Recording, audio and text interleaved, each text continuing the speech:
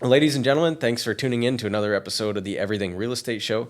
Today, I have Mr. Phil Fernandes with me, and he's a home designer here in Windsor-Essex County, and he's built some of the coolest homes in the area. Really neat. He hand sketches them from the start and then turns that into a 2D and then eventually a 3D model, and he even has an option where you can purchase a rendering of the house before it's built too, so you can decide if you really like the exterior styling and all the roof peaks and designs and things like that. So we cover a few topics from what it takes to become a designer, why he started designing homes, advice that he would give to somebody that's planning a home build, and some different things that you can do to make your home stand out a little bit from the crowd. So anyways, it's a great conversation, and I think you'll enjoy it a lot. Let's go. My name is Cody Kraus, and I'm a real estate broker owner that's obsessed with everything real estate. Investing, building, selling, developing, farming, you name it. I've been doing this since I was 18 years old, and I've learned a ton through trial and error, and I've met some of the coolest people ever. This is a show where I invite these people on to talk about their experiences and mine, plus everything else real estate. Let's go. All right, well, welcome back, everybody, to the Everything Real Estate Show. Today is going to be a really cool episode. I have Phil Fernandes on the show with me. If anybody doesn't know Phil, he's designed a ton of cool custom homes in this area and probably other areas too. But before I keep talking about him, why don't I let him introduce himself? So who is Phil for the audience? Thanks, Cody. Appreciate that. Thanks for having me on here. No problem. Love it. So who is Phil? That's an interesting question. Hard to answer. For the last 2.5 decades, I've been cranking out houses, one after another, for satisfied clients. I started in Bloomfield Hills, Michigan. Okay. Working under an architect there. Yep. Enjoyed that quite a bit. Was exposed to some fantastic stuff that we don't get here. Yeah. And I think that's really important. So I did that for 10 years. And then I came over and hung a shingle for myself, started designing homes under my own name. Yep. And so that's been going on for like 15 years or so. Awesome. Now my wife and I, we're in an office together, working together. We've got a couple of employees there. Yep. Fantastic. Cool. Love it. I didn't know that you started in Michigan. So are you American? No. No. You just happened to From work Wallaceburg. Okay. Of all the places. You're our second guest from Wallaceburg then, Really? because Ian Murray was on our show and he grew up in Wallaceburg too, I believe. I hire him too. Oh, did you? He's a fantastic guy. Love That's him. awesome. Yeah. Cool. So designing homes in Michigan was kind of the start under an architect there. You mentioned that they're different. What was different about the homes in Michigan maybe versus Ontario? Good question. I think that they have, for the most part, bigger budgets. Yeah. Right. Their finances are set up a little bit different. They can write it off where we can't. The interest portion of The your interest mortgage portion payment. of their mortgage, which it makes a big difference, and you never know. Plus suburbs of Detroit, you end up with a lot of professional athletes, large law firms. You just have to appreciate that they have 10 times the amount of people that we do. Yeah. Right. So you're going to get that difference. Is it Grosse Pointe where they have those crazy custom homes on the water? Yeah. Something like that. Yeah. We also did quite a bit way up north of Petoskey on the water. So it's a lot of that shingle style, cottage country. Yeah. Fantastic stuff. So I even brought some of that here.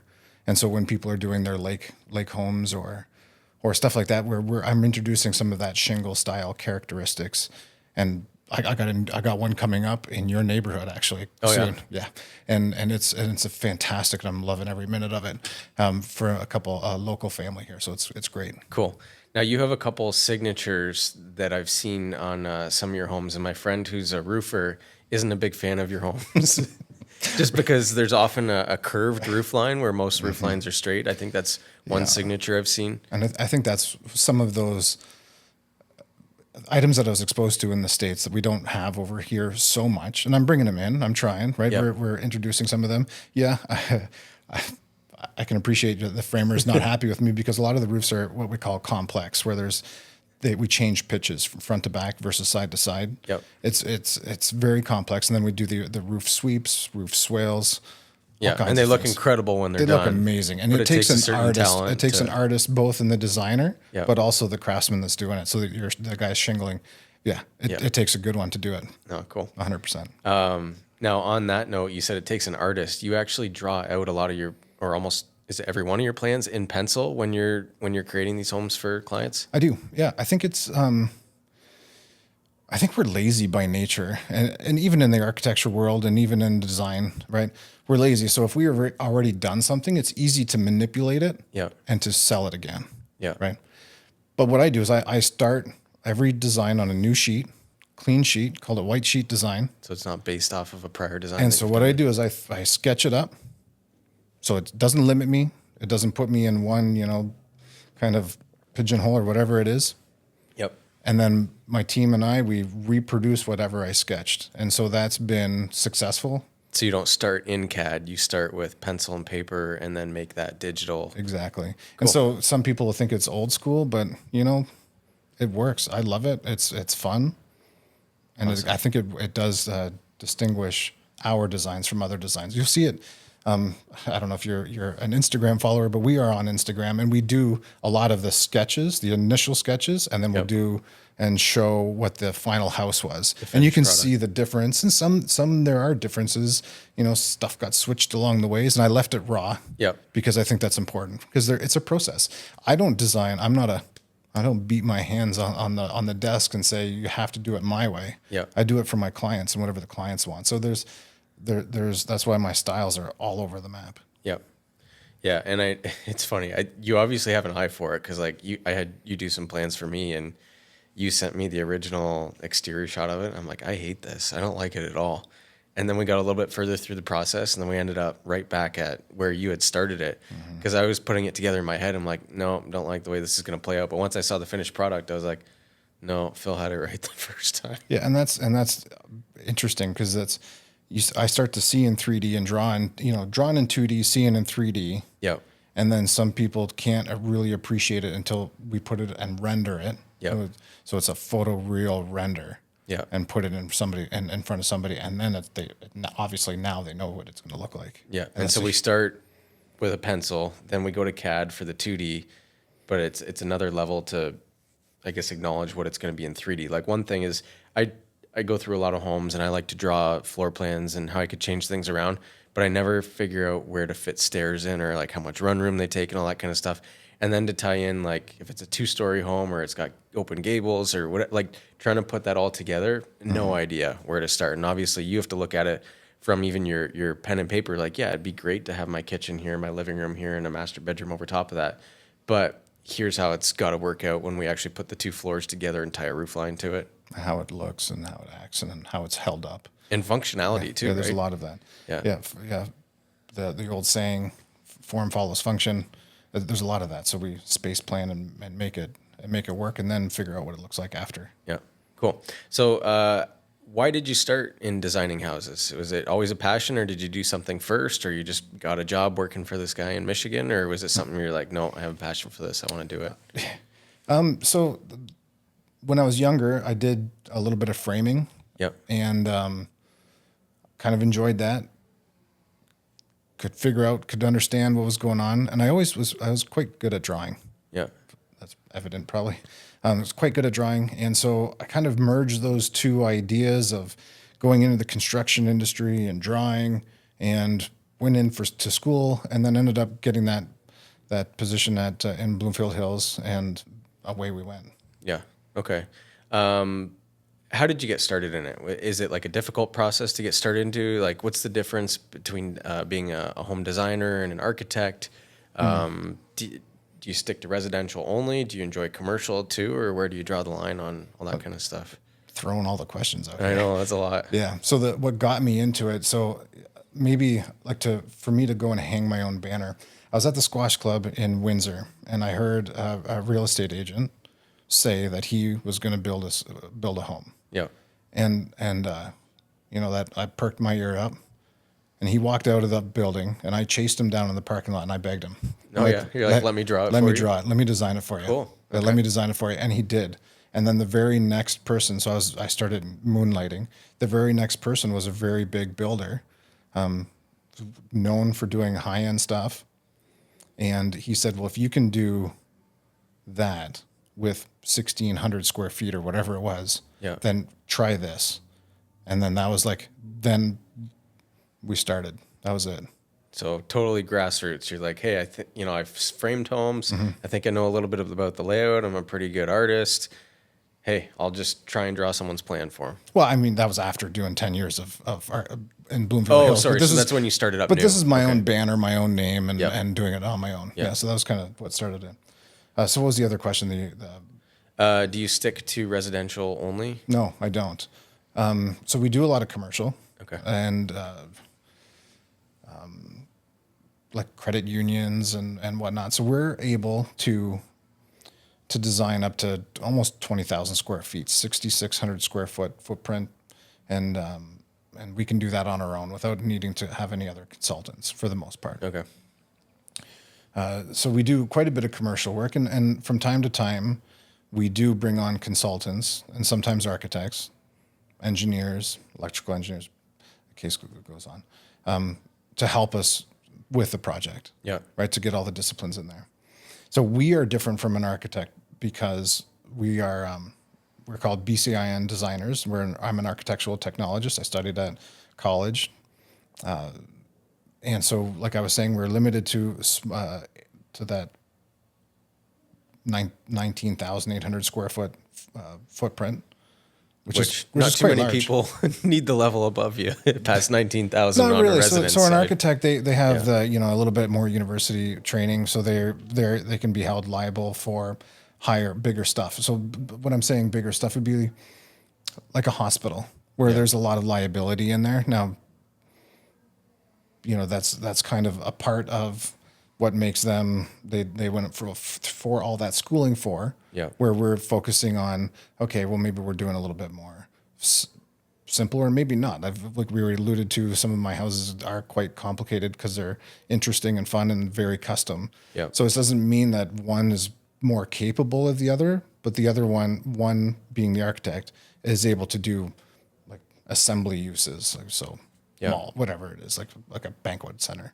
where there's a lot of people and there's higher liability. So I think really that's the only difference between us. How much, as a BCIN, do you have to know the changes in like the building code on an annual basis as it gets updated and all that kind of stuff? So BCIN means Building Code Identification Number. It's basically a test that you take after you finish your three years of college, to determine your knowledge of the building code. Okay. And an architect may not know the building code better than a BCIN number or a BCIN individual. They very well could, but there's no like class to do that in school. Okay. Which is interesting. Yeah. Now you said that your first one that you did under your own company was a 1,600 square foot home, Something like that. give or take. Mm-hmm. Okay, so I would say that I walked through a lot of homes, and I think probably the number one thing that affects the home that you can put on a given lot is your frontage. So how much width do you have to play with? Can you maybe speak to that a little bit? Like, is having a 60-foot lot versus a 45 or a 50-foot lot, 80-foot lot, how much can that change, I guess, the way that you can design a house overall? Yeah, I mean, you can answer that a lot of different ways. So the only thing that I can't change on a house is the location. Yeah. I can't change that. Yeah. So I can adapt to it and I can use it. And sometimes the hardships on a piece of property makes it great, right? If there's some topo or slope to the property, or if there's not, maybe it's a really skinny, long lot. Maybe it's just really tiny. Yeah. It all depends on what the budgets are. And that'll allow us to do something interesting or not. Sometimes not is okay too, right? Not every house has to be a knockout. Yeah. So it's okay to do standard or which we could consider average. But best use of space is obviously top of mind. 100%. Yeah. Okay. What advice would you give to somebody who's planning a build right now? They're thinking about maybe building a home, or they've already even maybe got the land or location in mind. What's some advice that you would give someone that's kind of at that early stage of planning a new build home right now? That's a difficult question. Property, like I alluded to, is a very controlling and decisive. It's a very important decision for an owner to make. Yeah. Because that property could have a builder attached to it. It could be on its own, and if it's on its own, what risks are you taking? Yeah. We have conservation authorities that we have to deal with. We have, especially with lakefront. especially with lakefront and non-lakefront. A lot of people are surprised how far the conservation authorities rule runs, and they have a line of the regulated area they call it, and it's with all main outlet drainage, waterways, anything like that, anything where there's flooding that's prone, they're involved. So you need to know what that means to you and your property and your build. Yeah. I think that's very important. So getting a really good idea of what the bylaws say, what the conservation authorities regulations are on it, what other constrictions or restrictions there are on that property. Yeah. Now, do a lot of people come to you with this idea of, I want this, wide open kitchen and formal dining room and a butler's pantry and 5 bedrooms and 6 bathrooms, and then they meet and consult with their builder and they realize that maybe their budget's not totally in line with what their ideas are that they want, and then they have to go back to the drawing board? Or do most people have a good idea of their budget before they come to you? I think budget is one of the things that people typically have a good handle on. Good. What they want or what that budget, how far that budget can go, is a little bit of a different story. Yeah. Sometimes, from time to time, somebody does come in wanting the magazine cutouts or whatever it is, got the kitchen, got the ceiling of their great room, whatever the case is. They got the outside, and then they come to find out what the actual cost is. But that's all kind of, part of our 2-hour initial meeting is we figure out what kind of works, where is your head, where is my head, and we do a little bit of a dance and figure out where we can land this thing. Yeah. I think that's a lot of fun. That's one of my favorite parts, is meeting all the different people. Do they typically have an idea of the style that they want, or do you have to kind of guide that process, like ultra modern, or like I know some of yours are more of like a French design where you got like that curved brick going towards the eaves trough? Like, how much do you have to guide that process, or do they often already have a design or style in mind? So I think some people come in with nothing. Some people come in with binders full of information that they're looking for. And sometimes we don't even finish the meeting really understanding what the exterior style is going to be. So we focus on the floor plans. I've never really kept track of how many people know exactly what they want, and we're trying to recreate that, and we gently persuade them into different little avenues. But there's some people that just come in with a piece of property, say, do it. Let's have some fun. And they just let you be creative with it. And they let us do it. A lot of other people will, after the floor plan's designed, and I kind of lead them into, okay, can you push me into a direction of where you think you want me to go? Point me in that direction, and I'll take it from there. Yeah. So we do get a lot of that. Yeah. I say, when I came in to meet with you, my wife and I kind of already had that. I was like, here, I already drew this whole house, and I think this is what I want, but I don't know. I haven't been able to make the master bedroom and the walk-in closet and all that kind of stuff work. So I was like, look, I have a general idea. Can you take what the spaghetti in my mind and make it better and make it into something actually functional? And how was that process for you? It was great walking through the process, and we're totally happy with the plans.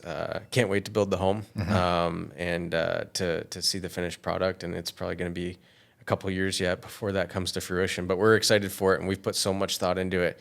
And actually haven't really changed anything about it. We've thought on these plans for over a year now, and still like them a lot, and we can't wait to get to it. But again, we did come into it with a really, really good idea. And the other thing I'd say too is I walk through a lot of homes, and so I naturally I have things where I'm like, personally, I just have these little things like, I don't like sinks in the island. I definitely want my sink on an outside wall. I'm like, we entertain, people sit around the island. I don't want all my dirty dishes in the place where people are congregating. So for me, it's important to have that on an outside wall. I'm like, that's one thing I know that I want. Now I see some people even taking that to another degree where they're like, I don't even want the dishes in the kitchen. I want another kitchen off the kitchen that's the prep kitchen. We're not actually going to cook or prep anything or clean dishes in the kitchen. That's going to happen in the prep kitchen. What are some other trends that you're seeing now, like the butler's pantry or the prep kitchen? Well, you took my prep kitchen away from me. I was going to use that one. But the other things, I think a lot of the trends are less rooms. Like people are starting to come up with that. Let's start downsizing, right? They don't need the living room and the great room and the den and the social room in the basement.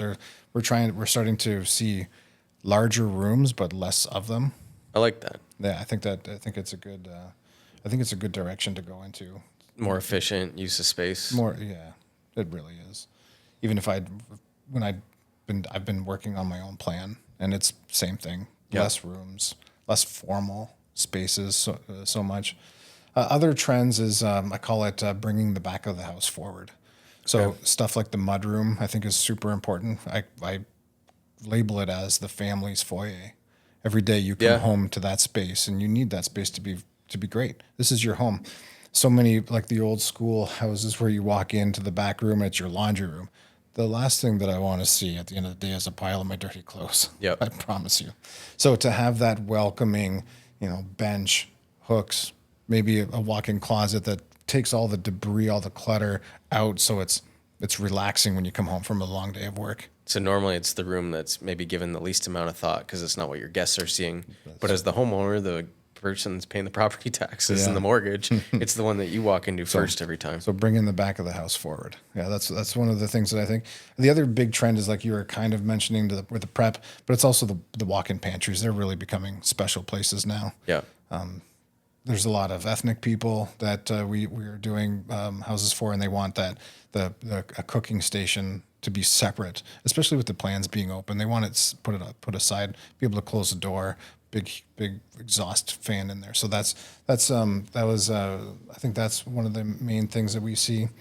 Obviously, the walk-in closets are getting another step forward. It's almost like a kitchen in the closet. Like people are putting islands in the closet now. Islands are very popular, and it's fantastic. So we see that the walk-in closets are typically going further away from the bedrooms. So you're going to bring the clothes and the furniture basically into that custom-made walk-in closet. So we see a lot of that. So there's less Okay. furniture in the owner's bedroom, but nicer spaces in the Okay. walk-in closets. Now, a couple things I've noticed recently is like multi-generational living. Families that I see that might have 3 or 4 generations in one house.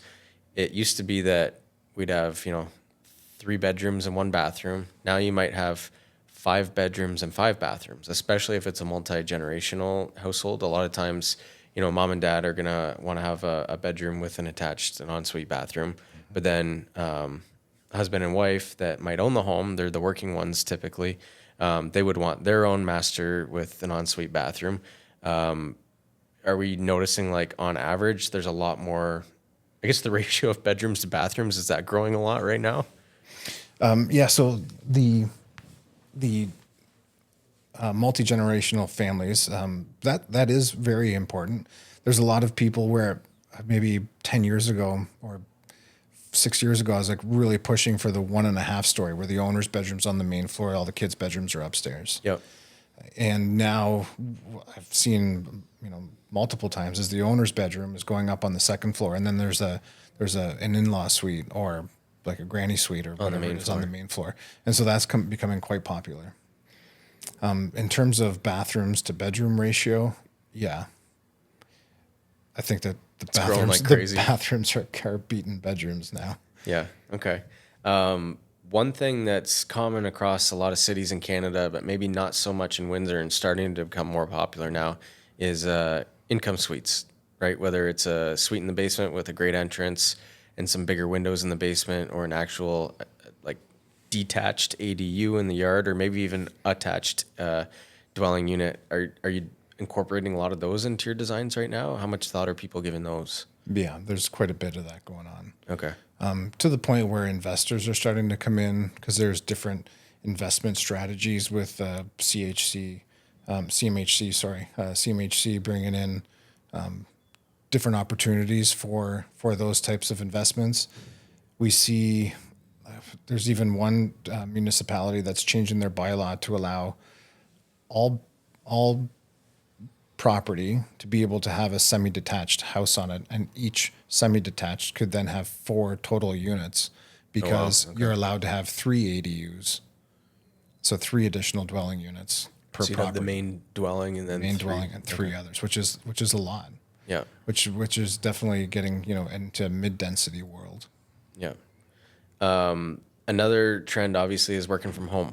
So what are some things that you're seeing people incorporating in their work from, like, most of the time it's probably an office, right? But I would imagine there's some different things like maybe a kitchen in the basement for somebody that makes a product and sells it outside of the house, or somebody that's in the trades that has to build their garage a certain way for material storage, or what are some of that stuff that you're seeing incorporated now? There's some of that. I also see like your studios, so like massage therapists, Yeah. items like that, where they're bringing people into their home, hairdresser, items like that. You see that occasionally. It's not so common. Yeah. It's not so common. I think the most common money maker or whatnot would be like the additional dwelling units. Yeah. Okay. What are some of the trends that you like that you're incorporating into a lot of designs right now? And then if there are some that you don't like, some that you don't like. I'm grasping onto this warm contemporary, that movement that's going on right now. I think that's a lot of fun. For the longest time, contemporary or modern was so cold and lifeless. Yeah. Like it's like walking into an art museum without any art on the wall. So what does that look like? A warm contemporary, they're bringing in, it's like tones and feeling and texture to make it a little bit more comfortable, relaxing, and warm. So less square, Yeah, flat, tall, dark. You could be all of those things, but just taking flat, maybe with a texture on the ceiling, warmer tones, more woods, like it's a warmer environment. Okay. What's your favorite house you've ever designed, and what makes it your favorite? And I don't need an address because someone's probably living in it, but It's interesting. From time to time, I've been asked to do incredible, like, given a budget, and I was able to really push our design to the next level.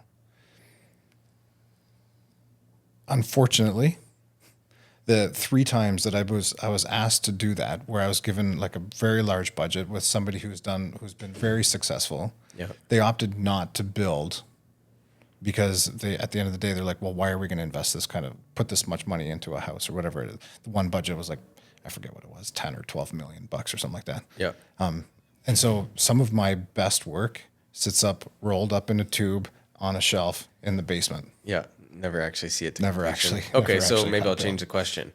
Out of all the homes that you've designed and have actually been built, which one was your favorite, and why was it your favorite? Yeah, that's also difficult. Like I look back fondly at that very first one that I mentioned earlier in the interview. There's been other ones that I drive by and I remember like the relationship that I had with the people and how much I enjoyed working with them. So I like that house because of that reason. Yeah. There's some houses that I would love to live in. Like they're phenomenal. The location, the way that the house looks, works, whatever. So I can't really pinpoint to one. I like them all. Yeah. Are you noticing a trend towards people building with more concrete and less wood, whether it's floor systems or wall systems? So there's the ICF is what you're kind of referring to, maybe. And even formed floors too. Formed floors. I get involved with the ICF, and typically we see the ICF foundations. I think that there's a lot of value in that to do an ICF foundation. The ICF walls and floors, that limits. I think that there's limitations in that because what do we do with ductwork? Where are we, so now if we are trying to run plumbing on one of these ICF walls, it becomes now you're furring in a wall, or so building another wall inside of that wall. Yep. So where's the point? Like, where are we losing it? These ICF also has limitations when it comes to electrical. So you have to zip in the electrical lines or use a different type of product because it's not deep enough. Is it a BX or a 14.2, right? Are we putting conduit in there? Yeah, conduit running it around. So the floors are that way too, where typically we see the heat registers or whatnot in the floor. Unlikely to have that because you can't run those systems within the floor if you're gonna pour cement. If you're pouring cement. So I think, and especially with our construction, because it's not it's not designed to be the most economical all the time, unless if it is, of course. But if it's not, if we're trying to make something look nice, we have a lot of cuts and jogs. Our walls are sweeping, our roofs are sweeping, everything's moving, and it has life to it. Sometimes it's hard to do that. Yeah. And be tied in with concrete all the time. Okay. What are some things, like, I guess, simple tricks that or tips that you would give to people that they're thinking of building, they've got a plan, they maybe want a second set of eyes on it? Like, I think a lot of people are, okay, I want a huge kitchen, but if we make the kitchen too big, are we taking away from the family room or another functional space? Like, what are some simple tips and tricks where people might come in wanting this one thing and then they end up realizing that it could take away from this other thing? What should be given? Sorry, I'll position this even differently. What's the most important room to start with in the house and then build off of that? I think that's subjective. Yeah. Because a lot of people have their own opinion of whether it's the most important. If you have somebody who, their life is cooking and they enjoy it and they're thrilled by it, well, we're gonna talk about that kitchen for a long time, and I'm gonna understand how you want to use it, and I'm gonna help you along that way. And that comes back to that dance, right? Yeah. Of making that work for you, and how you want that room to function with the other rooms, and what is the relationship between the prep and the mud and the garage. And a lot of people are putting in Costco doors from their garage directly into their walk-in pantry or prep. So I mean, like, we get into those details, and that's where you can really get and focus in. And through the conversation with an experienced designer, you're going to come to a quality design, and that quality design is going to be with you for life. Yeah. Okay, cool. We talked about a lot, and they were pretty much all my questions. Anything that you want to leave the guests with or talk to specifically about that maybe we haven't covered yet? No, I don't think so. I think you did pretty good with your questions. Okay. Maybe lastly, what if we talked about exterior design elements? So I know that you have a few signatures, and obviously you've made it very clear at the end of the day you do what the client wants you to do. But when you do get to be creative, what are some signatures people can look for when they're driving around this area and go, oh, I'm pretty sure Phil Fernandes designed that home? Yeah, so it would be like in the roof lines. That's a big one. The massing elements. I do slip in elliptical windows quite often. I think that they're kind of fun when we're doing which is like an oval window. Which is an oval, yeah. I try and keep them into spaces that you wouldn't typically see something like that. So it's like kind of a fun experience when you're in the home. It's like, so there'd be a powder room with an elliptical window. Yeah. So you still get the privacy. But yeah, you still get the privacy. It's still fun. It's still different. Like you see those in our traditional work. But there is like a lot of contemporary items that are a lot of fun, and we have our own little tweaks on those. Hard to describe, but there's a like the prairie style, a modern prairie style with the knifed edges for the roofs, like for the roof eaves, that we've been bringing in and love it. So we're bringing in different materials where typically you see aluminum soffits or a perforated soffit. We're doing it in stucco now and giving it a little bit of different treatment, sending the windows right up to that soffit line, which almost gives the roof a look that it's floating. So I think if you were to see our contemporary stuff, you would be able to pick that up as well. So you may, from some of the houses around here, we just finished one right around here somewhere. In Leamington? In Leamington, yeah, which was a lot of fun. Great people, a lot of fun, really fun project. And so that was a craftsman. You can see some of those details on there where it's got the dormers and triplicate and stuff like that. I do quite a bit of that as well. So yeah, there's a bunch of signature stuff in every different style that you can learn a ton by. It's fun. It's funny. We just released. I think it was today. We opened up on our website as a map, and we're trying to build all the houses that we've ever designed. Oh, cool. Yeah, it's so fun. If I was thinking of hiring you, I could map out all the homes you've built and make a point of touring around the county. Well, what you can do, it's an interactive map, and so you can click on the pin. Yep. And then see the sketch.